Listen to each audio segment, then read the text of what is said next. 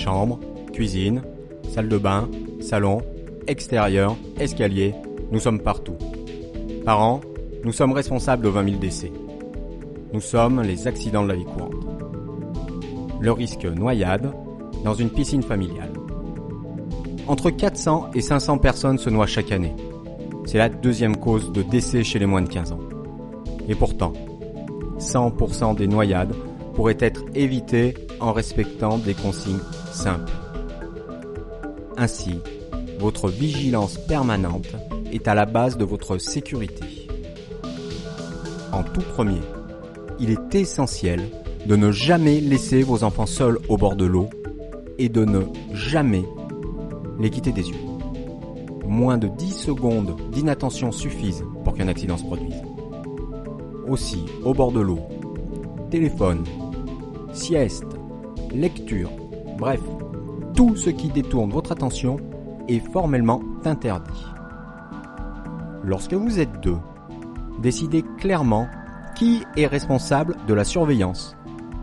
Si vous êtes nombreux, cette règle simple s'applique d'autant plus.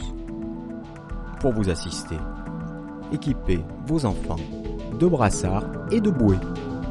Ils doivent être certifiés CE. Lorsque vous quittez la piscine, ne laissez aucun objet dans le bassin. Celui-ci peut attirer la curiosité de votre enfant et être à l'origine d'accidents. Mais même lorsque vous n'êtes pas à la piscine, ou en hiver, des noyades restent possibles.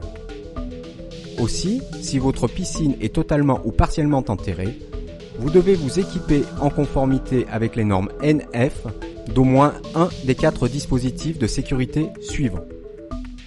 Un système d'alarme sonore informant de la chute d'un enfant dans l'eau, ou une barrière de protection, ou une bâche de sécurité, ou un abri véranda recouvrant intégralement le bassin.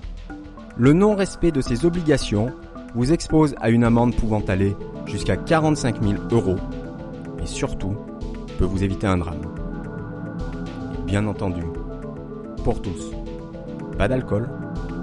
En cas de forte chaleur, évitez l'hydrocution en vous mouillant avant la baignade et ne plongez jamais sans avoir vérifié la profondeur du bassin. Et rappelez-vous que le danger ne dépend pas de la taille de votre piscine. Si malgré tout un accident de la vie survient, prévenez le 112.